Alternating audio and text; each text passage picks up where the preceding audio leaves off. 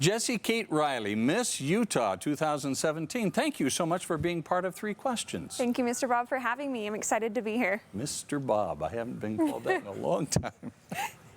You were crowned Miss Utah in June of 2017. You competed in Miss America in September of last year. What have you been doing since then? What have your duties been? Well, my duties as Miss Utah consist of serving my state in whatever capacity that means. I speak a lot in assemblies. I speak pretty much anywhere they need me. And one thing that's been really fun for me, just within my own talents and abilities, is I've been able to perform the national anthem for several different organizations, and I'm working closely with Mascots for Miracles right now, and that's my upcoming national anthem that I'm most excited for. They're heroes, or special needs children, who are going to be in front of me waving flags while I play, and I'm so excited. Now, you majored in violin performance at BYU, and you're still at BYU, is that correct? Yes, sir. Okay. So you won the talent competition at Miss America, which is a real feather in your cap. Thank you. Wow. How did you do that?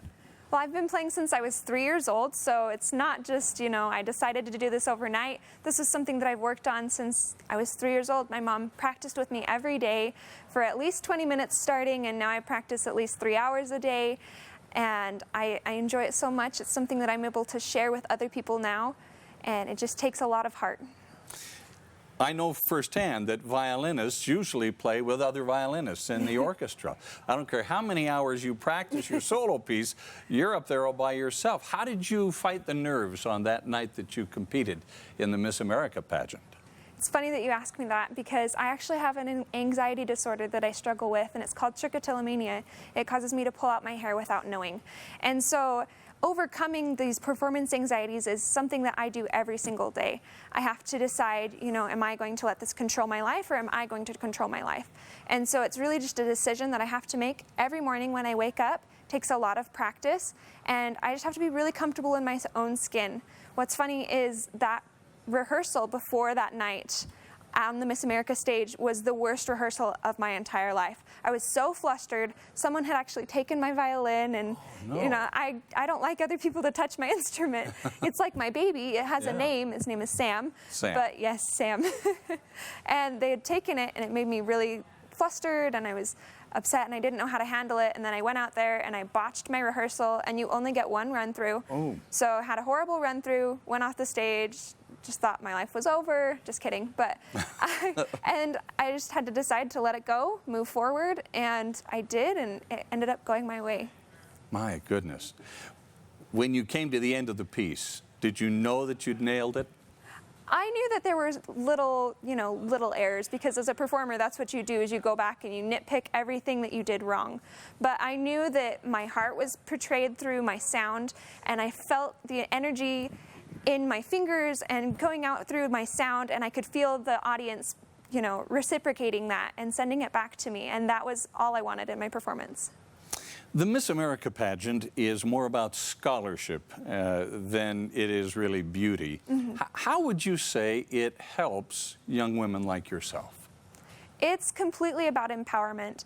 And, the organization has gone through some things just recently that have really tested the strength of the sisterhood that is the Miss America organization. And it's been so great to see the rebound of the organization. We're now led by a powerful woman who is going to take the organization where it needs to go. And then down on the state and local level, the girls are closer than ever. They're helping each other with their service projects. They're encouraging each other. They're giving each other tips and tricks. They are each other's best friend, and it's so amazing to see that.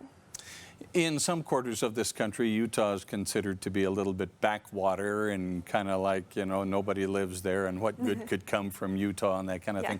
When you got to the Miss America pageant, did you ever get that sense that people were going, oh, Utah, well, yeah, whatever? Yes and no. What's really fun is it's at Atlantic City, and that's where the Miss America pageant was born. That's where it started. It's its origins, it's its roots. And so everyone there, the locals, they take it very serious. And they memorize all of the contestants' names, and they pick their winner, and they get so excited. So it was fun to be there, because they didn't treat me like, oh, she's from Beaver, Utah. She's a small town girl. They treated me as JessiKate Riley, Miss Utah. They were so excited. They knew my talent. They knew my violin's name. They knew my platform, and they loved it. Whatever happened to your violin? Who took Sam?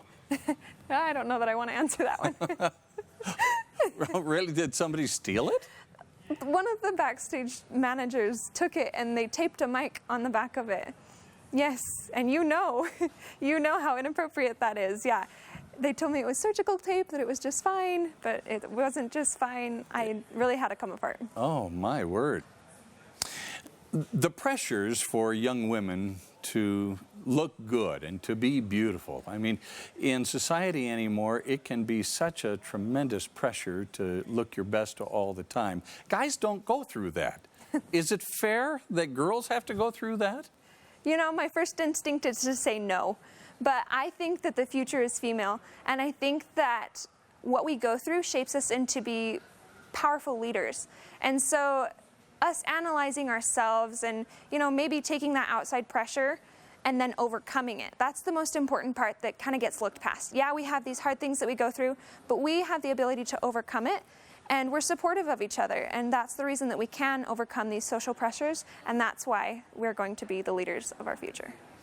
In addition to being Miss Utah and competing at Miss America, you were also Miss Utah's Outstanding Teen as well. The only person, I believe, so far to do that, isn't that right? Yes, sir. How difficult is it to compete and be successful in the pageant world?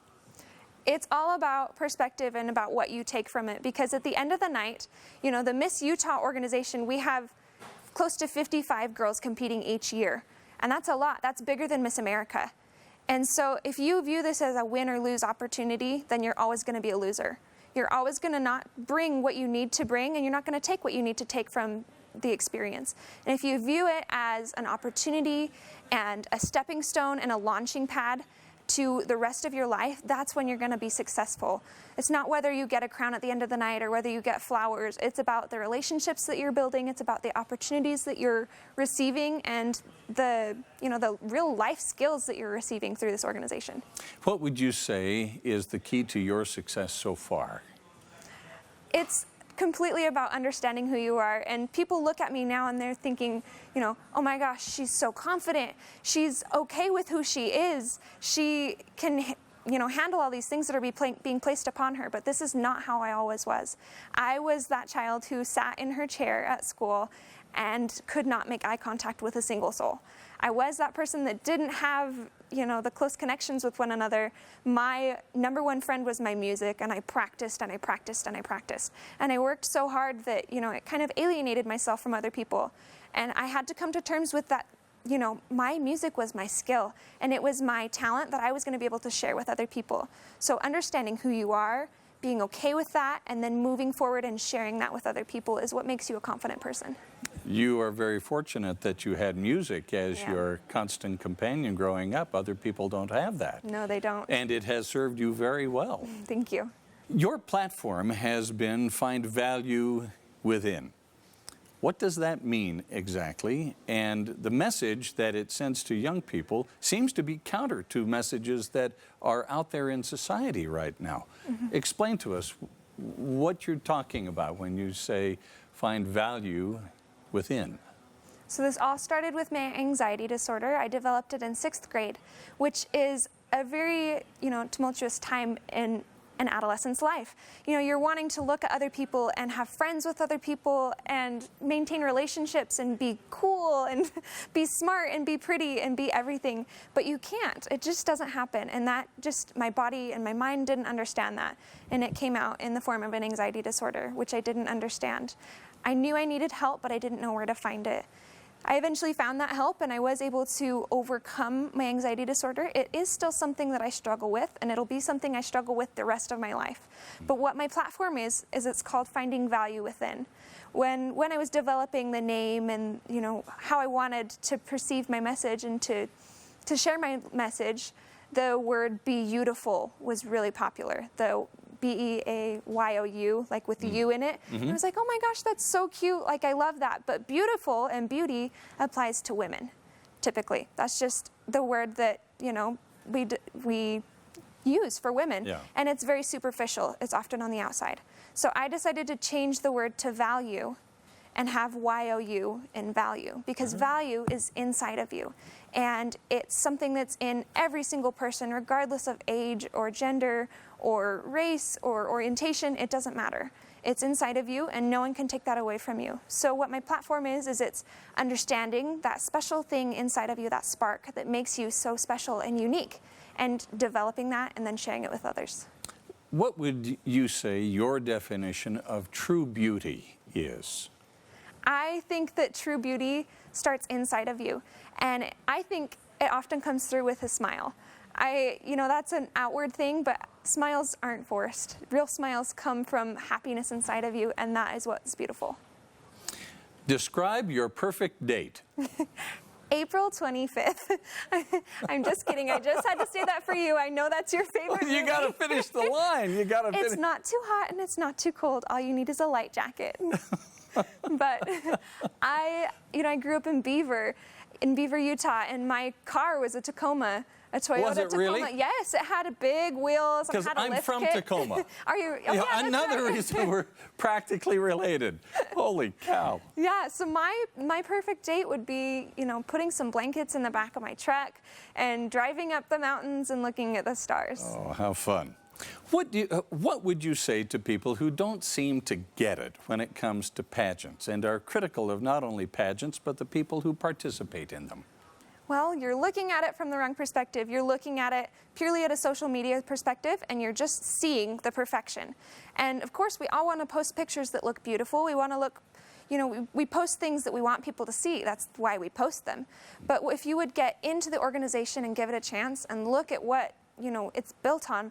The Miss America organization is built on service, style, scholarship, and success. Only one of those has to do with your outside. The rest of them have to do with your heart. And the more that you get to know someone or you get to know an organization, the more you'll learn about it. Of what value is the swimsuit portion of any pageant? This was actually a question that I got in my Miss America interview. Really? Yes, almost all of the girls got asked this question because it's so controversial right now. But I think that the swimsuit portion has benefit, and I'll tell you why in just a second. Of course, it was started as a swimsuit competition to bring in people, but what it's developed into is a confidence competition. One of the best pieces of advice that I received while preparing for Miss America was swimsuit is won from the collarbone up. Has nothing to do with your body, has nothing to do with how hard you worked, which of course that's important. We need to have healthy bodies, but it has to do with your confidence, and confidence shows from your collarbone up.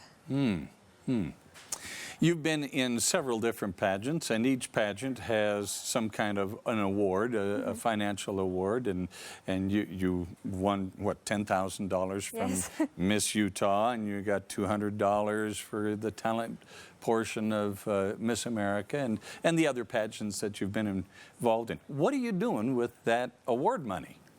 Well, right now, it is helping me graduate from school debt-free.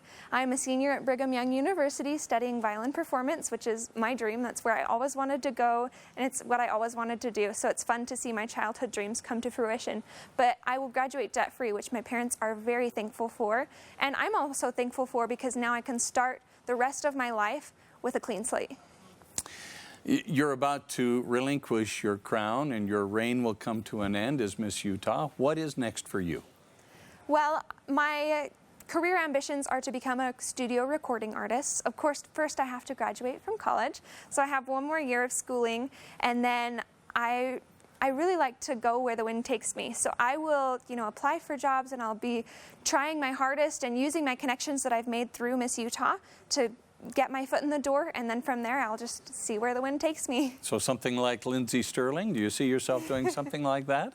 I admire her skill set, but I am not a dancer. So no, probably no dancing for me. While you're playing anyway. Yeah. Well, all right. Well, JessiKate Riley, Miss Utah 2017, thank you so much for being part of 3 Questions. That was so fun. Thank you, Mr. Bob. Mr. Bob.